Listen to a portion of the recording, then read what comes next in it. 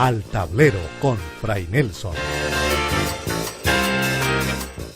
Los problemas éticos más interesantes, pero también los más difíciles, son aquellos que suponen un conflicto de derechos o de intereses. Piensa, por ejemplo, en lo que sucede con lo que desea un empleador y lo que desean sus empleados. Bueno, ¿y qué sucede con la bioética? Es decir, con la ética que estudia el origen y las condiciones de la vida humana cuando es frágil o cuando llega a su término. ¿Qué pasa, por ejemplo, cuando una persona considera que tiene el derecho a ser papá? Pero, ¿qué sucede con los derechos de la persona que va a nacer, los derechos del hijo? ¿Qué dice la Iglesia al respecto? Bienvenidos al Tablero con Fray Nelson. En la clase de hoy, algunas cuestiones de genética y bioética. Bienvenidos, queridos amigos. Nuestro tablero tiene hoy 4 de las principales cuestiones morales que ocupan la cabeza de mucha gente, la oración de mucha gente y los escritorios de muchos legisladores.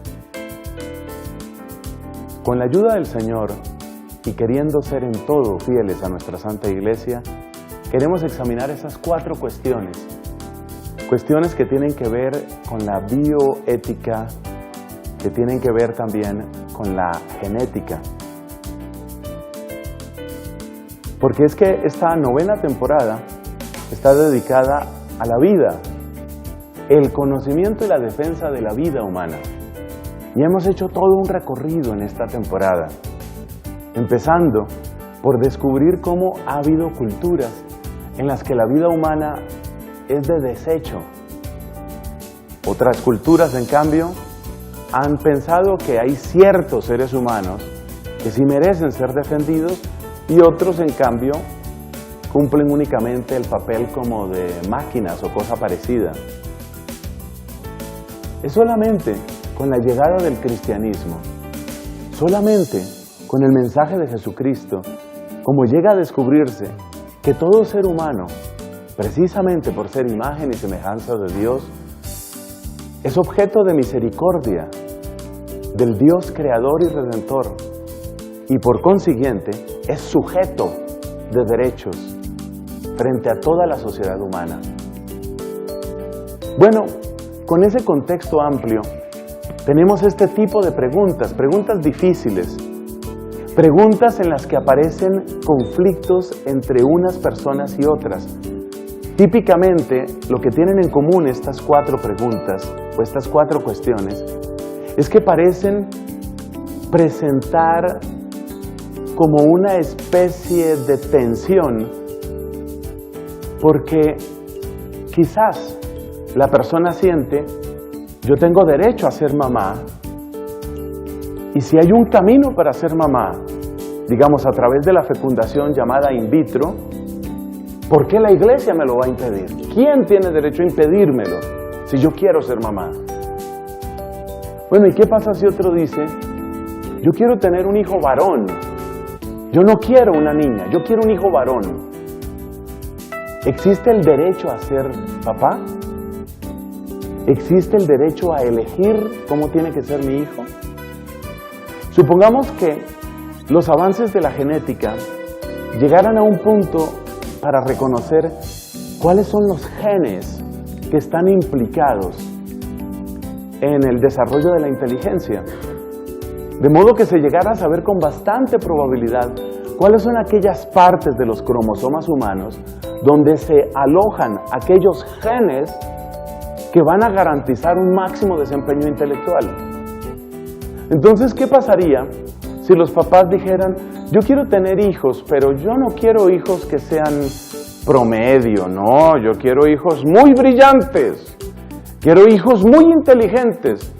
Y resulta que hay un nuevo laboratorio que sabe escoger aquellos genes que con altísima probabilidad van a garantizar una inteligencia superior.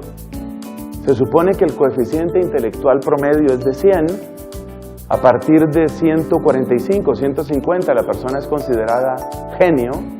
Entonces, ¿qué pasa si un papá dice, bueno, hay un laboratorio que me garantiza que vamos a tener hijos genios? Y eso es lo que yo quiero tener. Tengo mucho dinero a mi disposición, tengo un conjunto de empresas exitosas. Yo no quiero que mis empresas queden en manos de cualquier tonto. Yo no quiero hijos que sean promedio, mucho menos hijos tontos. Yo no quiero hijos discapacitados. No solo eso, yo quiero hijos que sean supremamente brillantes. ¿Qué pasa en ese caso? ¿Cómo se resuelven esos temas? ¿Cuál es la postura de la iglesia frente a esta clase de problemas y por qué?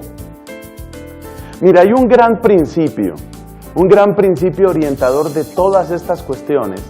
Y aquí podríamos seguir con el número 5, 6, 7. Aquí podríamos hablar, por ejemplo, de los llamados vientres de alquiler. Podríamos hablar de los hijos o de los seres humanos que ya provienen no de 2, sino de 3 seres humanos.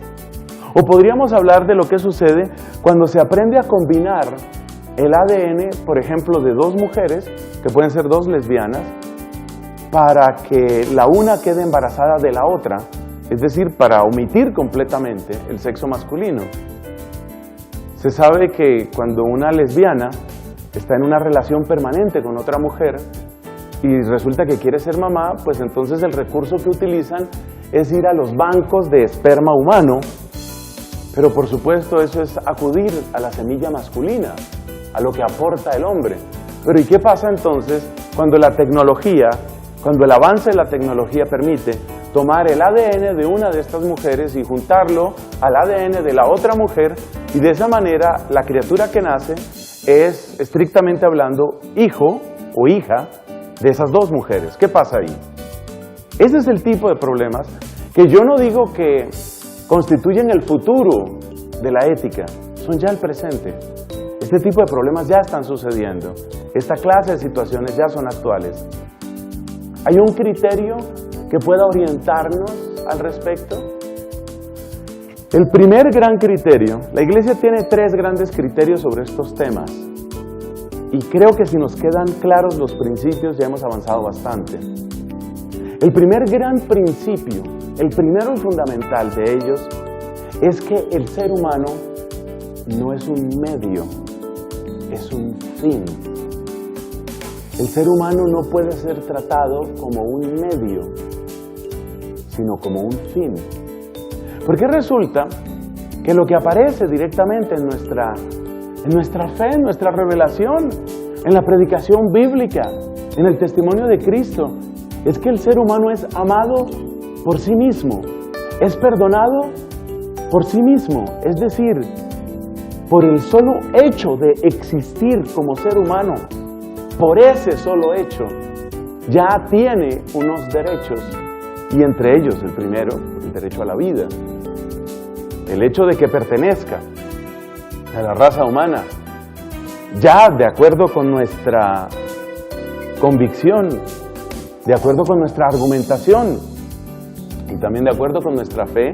Fíjate cómo distingo argumentación y fe, no son lo mismo. De acuerdo con la argumentación, que se hace fundamentalmente en términos de ley natural, y de acuerdo con nuestra fe, que se hace fundamentalmente en torno al valor que Cristo ha mostrado de toda vida humana, de acuerdo con esas 2 cosas, el ser humano ha sido amado por sí mismo. Ese es el primer gran principio. O sea que ningún ser humano puede llegar o debe llegar, ningún ser humano, oye esto, no debe llegar ningún ser humano a esta tierra simplemente para cumplir una función. Porque el ser humano que llega para cumplir una función está siendo tratado como un medio. Yo necesito un ser humano que me resuelva este problema. Una cosa espantosa en los tiempos en los que la esclavitud era rampante, todavía hay esclavitud en la tierra, pero en los tiempos en los que la esclavitud era rampante, por decir algo, siglo XVII, siglo XVIII, hasta el siglo XIX, por ejemplo, en Estados Unidos, una cosa impresionante es que los dueños de esclavos querían que los esclavos se reprodujeran. Yo necesito más esclavos, es decir, como el que necesita ganado, ¿no? necesito que mi ganado se reproduzca, necesito que mis esclavos se reproduzcan. ¿Para qué? Para tener más esclavos. Entonces es bueno que ellos tengan sexo y que tengan hartos hijos, porque ese es mi ganado, esa es mi mano de obra gratuita. Primer gran principio, el ser humano no es un medio, el ser humano es un fin porque ha sido amado por sí mismo.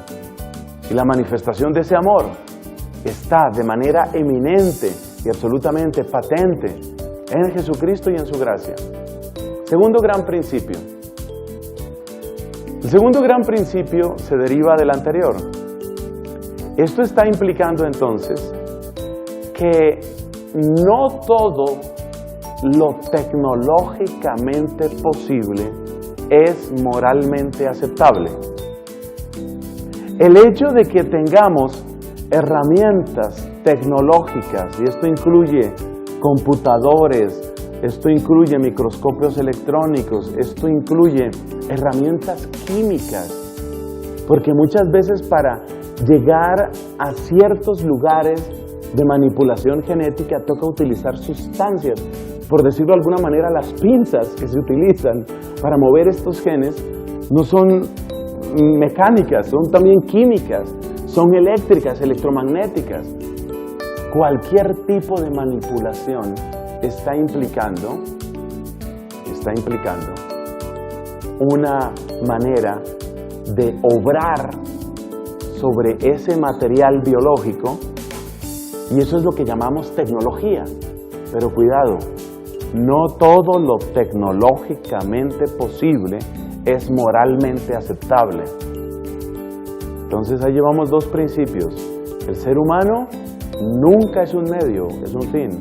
Segundo, no todo lo tecnológicamente posible es moralmente aceptable. Y tercero, vamos a descubrir también que entonces cada ser humano, cuando llega a esta tierra, debe llegar como fruto de un amor gratuito. Sé que es un ideal muy alto el que plantea la Iglesia, pero es eso. Es que es una consecuencia de lo anterior. Si la persona no ha sido gratuitamente amada, si no ha sido amada de esa manera en el comienzo de su existencia, entonces quiere decir que estamos recayendo en lo que prohíbe el primer punto. Estamos tratando a la persona como un medio y no como un fin. El único camino aceptable para la llegada de seres humanos a esta tierra es que sean gratuitamente amados. Y de aquí sale una consecuencia. La única intervención tecnológica que la Iglesia considera válida es lo que remueva obstáculos para permitir el proceso de la fecundación natural. Lo cual ya deja casi respondidas estas preguntas. Pero dejémoslas ahí y por ahora quedémonos, por última vez enuncio los tres principios. El ser humano nunca es un medio, siempre es un fin. No todo lo tecnológicamente posible es moralmente aceptable y la llegada de cada ser humano a este mundo debe estar marcada por un amor gratuito. Con estas convicciones ya tenemos un piso para abordar difíciles problemas éticos, bioéticos, como los que tenemos que tratar hoy. En un momento continuamos.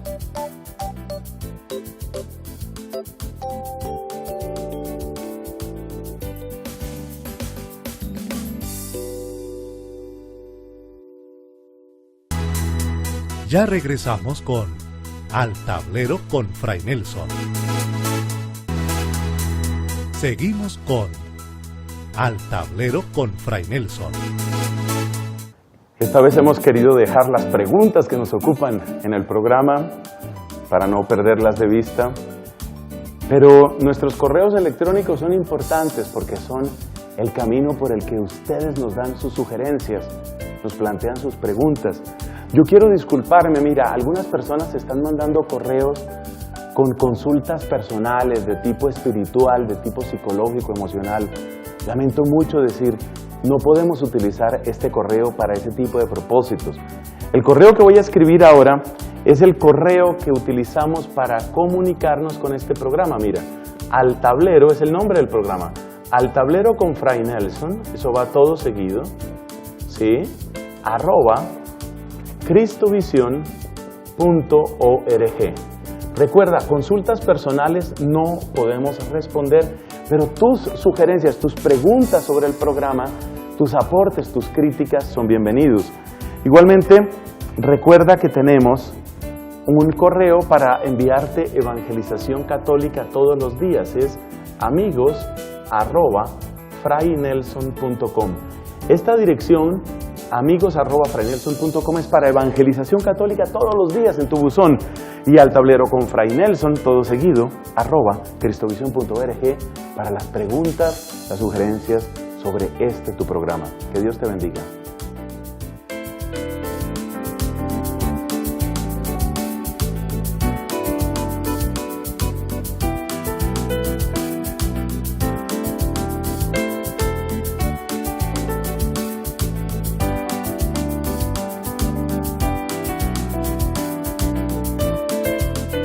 Mi hija me pregunta que si en un principio solo existían Adán y Eva y tuvieron de hijos a Caín, Abel y Set, ¿cómo se pobló la tierra si no habían más mujeres o personas?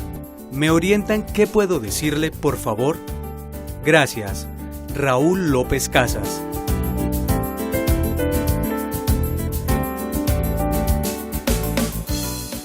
Querido Fray Nelson, es un gusto saludarle y enviarle mis agradecimientos y bendiciones por su programa, que nos aclara tantas dudas y nos muestra asuntos de los que no teníamos idea. Me gustaría saber cómo hacen para elegir la palabra que escuchamos cada día en la misa y quién lo hace. Muchas gracias de antemano. Dios lo bendiga y el Espíritu Santo le siga dando sabiduría. Adriana Sandón. Quienes hayan escuchado alguna vez con atención al Papa Pablo VI, al Papa Juan Pablo II, al Papa Benedicto XVI o al Papa Francisco, habrán notado que una y otra vez los papas nos han enseñado algo fundamental. Nuestra fe cristiana a menudo va en contravía de la opinión pública. A menudo, muy a menudo. Todo el mundo puede decir que no hay problema con el aborto. El cristiano católico dirá, aunque lo niegue el universo entero, sí hay problema. La gente puede decir, el matrimonio tiene que ser un contrato temporal que se puede deshacer si están en acuerdo las dos partes contrayentes, es decir, el divorcio debe facilitarse y por consiguiente una nueva unión. Y la iglesia lo que tiene que hacer es repartirle la comunión a los que se vuelvan a casar, porque la iglesia tiene que sancionar y aprobar lo que la sociedad ya está viviendo. El cristiano católico dirá, no, la iglesia no está simplemente para poner como un notario un sello de aprobación frente a lo que la sociedad ya vive. Los anticonceptivos los utiliza todo el mundo, las relaciones durante el noviazgo son la cosa más normal. No. Así muchísimos católicos, incluso católicos, contradigan esta enseñanza. No, no es así, no sirve, tiene problemas. Eso finalmente destruye y debilita el amor humano, la dignidad de la persona, la dignidad del hombre y de la mujer, la estabilidad de la familia, etc. Por eso no te extrañe que en muchos de estos temas de bioética la iglesia vaya en contravía. Si lo miras bien, el Evangelio es una gran contravía en muchos aspectos, en muchísimos aspectos. El Evangelio es una gran contravía. Y si tú de veras tienes a Cristo en tu corazón, tú sabes de lo que estoy hablando.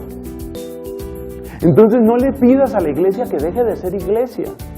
No le pidas a la sal que deje de salar. No le pidas a la luz que deje de iluminar. Por supuesto que las tinieblas van a decir, no nos hieras, luz. Pero la luz no puede hacer otra cosa, sino herir y derrotar a las tinieblas. Esa es la realidad de la iglesia. Eso es lo que vive la iglesia. No lo pidas de otra manera, porque no es de otra manera. Miremos estas preguntas. ¿Existe el derecho a ser papás? Respuesta, no. Ser papá no es un derecho. Punto. ¿Por qué? Porque implica a otra persona, implica el surgimiento de otra persona. Si yo tengo el derecho a ser papá, quiere decir que esa otra persona, la que va a ser el hijo, surge como una consecuencia de mi derecho y surge por consiguiente para satisfacer o para cubrir una obligación con el papá o con la mamá. Y eso contradice los 3 principios que hemos dicho. Ten claros, por favor, una vez más, los 3 grandes principios. La persona humana no es un medio, es un fin. Eso se contradice. Cuando tú hablas del derecho a ser papá, estás diciendo que el hijo se tiene que producir. Fíjate el verbo agresivo que utilizo.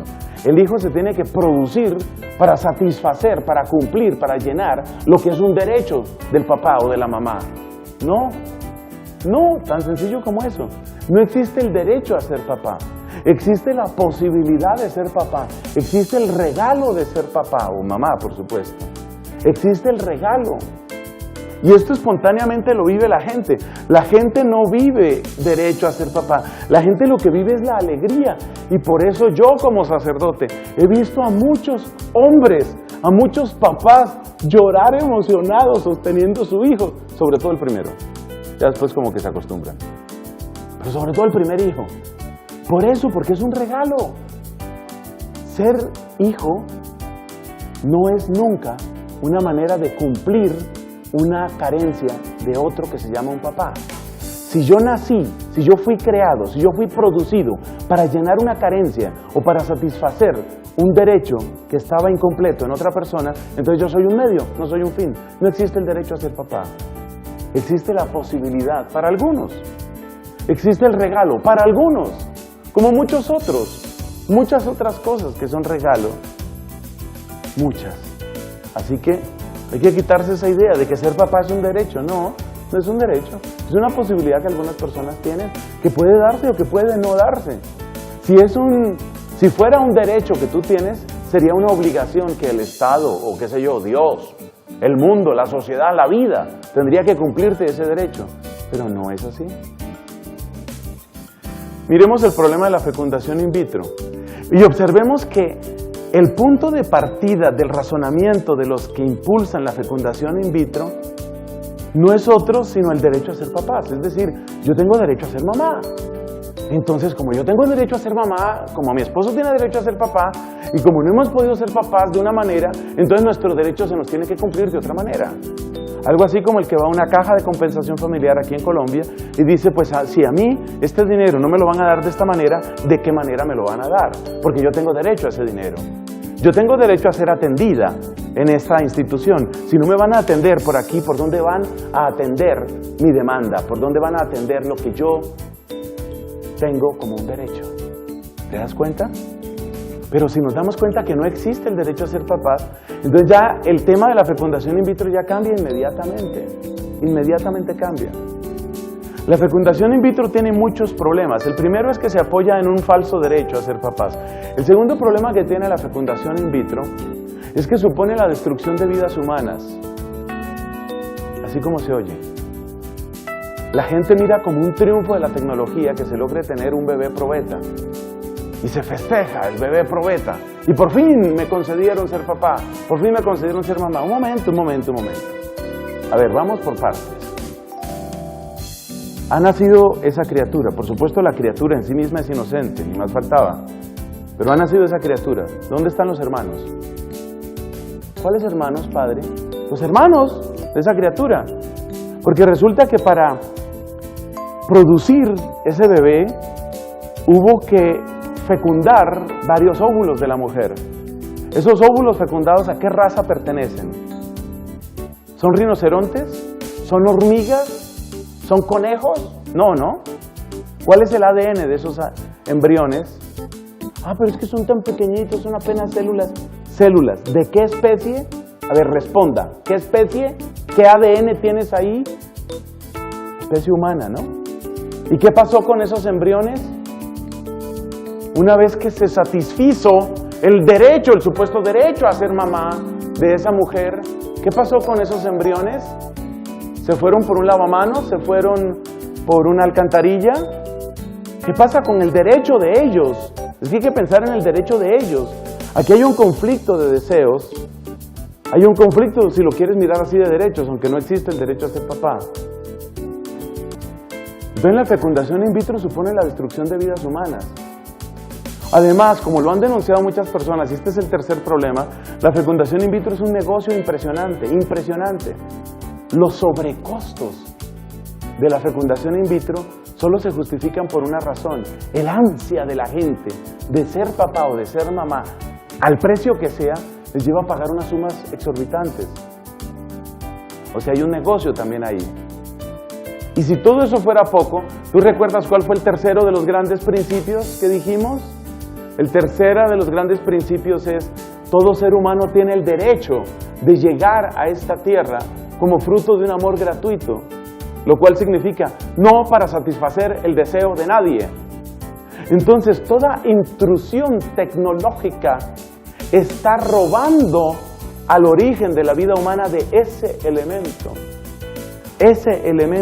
que significa el existir como pura donación. Y saber que mi existencia es pura donación y no diseño. Saber que mi existencia es donación es lo primero que me permite descubrir a un Dios que es donación. Entonces la fecundación in vitro es moralmente inaceptable. Yo sé que hay mucha gente que me va a decir que eso es inhumano de parte de la iglesia. Sí, y también me han dicho que es inhumano de parte de la iglesia prohibir que se casen 3 hombres con 4 mujeres. Ellos no le hacen mal a nadie, Padre. Ellos se quieren mucho. Son muy tiernos, Padre. ¿Por qué les van a impedir que ellos duerman cuando pueden dormir en esas noches de intensa actividad? ¿Por qué la iglesia es tan cruel? ¿Por qué? ¿Por qué? Pues date cuenta, no es ninguna crueldad, es que hay un orden en esto.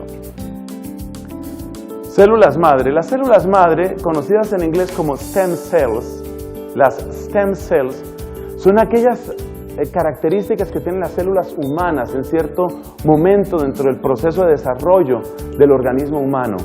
Y lo característico de las stem cells, de las células madre, es que tienen la capacidad dentro de ciertas circunstancias de convertirse en cualquiera de los cientos de tipos de tejidos que tiene el ser humano.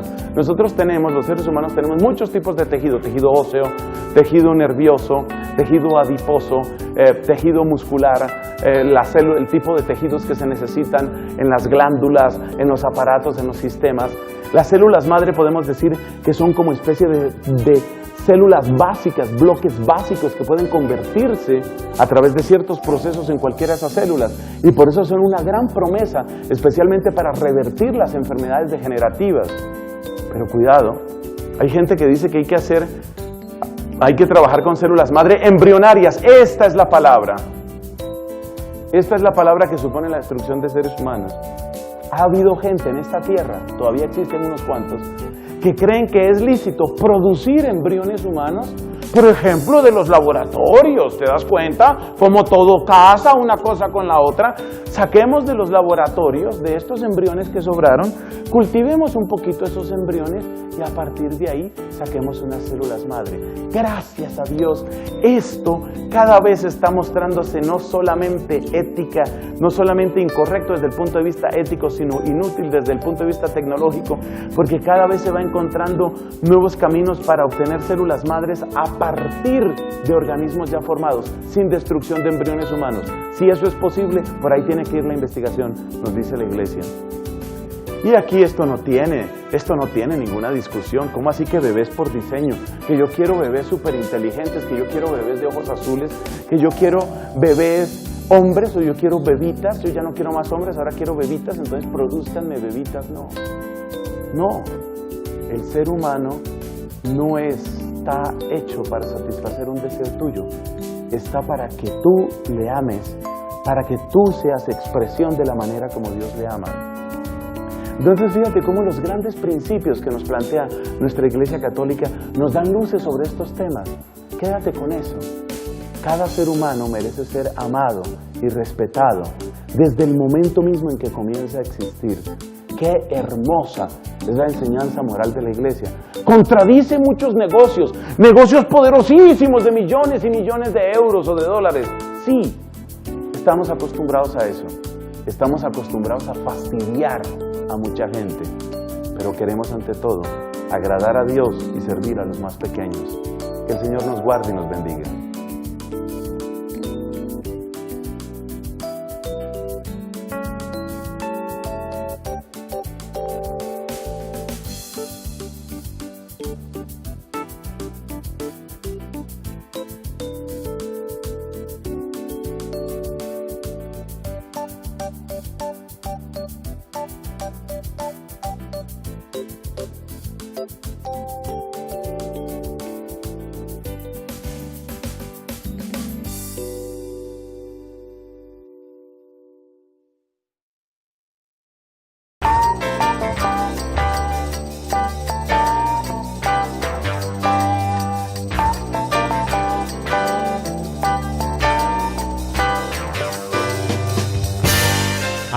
Tablero con Fray Nelson.